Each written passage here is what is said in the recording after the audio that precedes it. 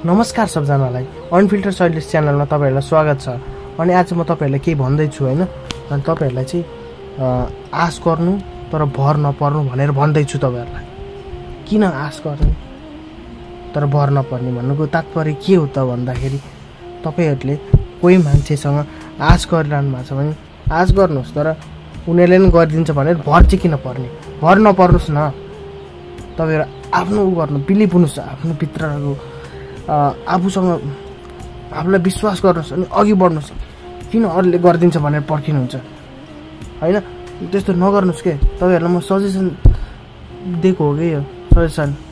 म पनि मान्छे हैन, अनि एउटा मान्छेले भोगिसकेपछि हैन, एउटा मान्छेले भइसकेपछि थाहा हुन्छ कि तपाईहरु पनि मान्छे है। यो भिडियो हेर्ने सबैजना मान्छे हुनुहुन्छ भन्ने लाग्छ हैन। आश चाहिँ नगर्नुस् हैन कोही माथि। आफूमा चाहिँ फुल कन्फिडेन्स भएर अगाडि बढ्नुस् जीवनमा।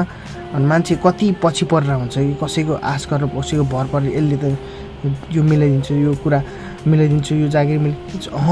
आफ्नो मेहनत गर्नुस् साथीहरु हैन। यहाँ मैले मोटिभेसन स्पिच पनि होइन, यो मोटिभेसन स्पिच हुँदै होइन नि, यो जस्ट आफ्नो अनुभव भनेको हैन। आफ्नो अनुभवले मान्छेले अनुभवले डरो बनाउँछ भन्दै यो भिडियो अन्त्य गर्न चाहन्छु। धन्यवाद।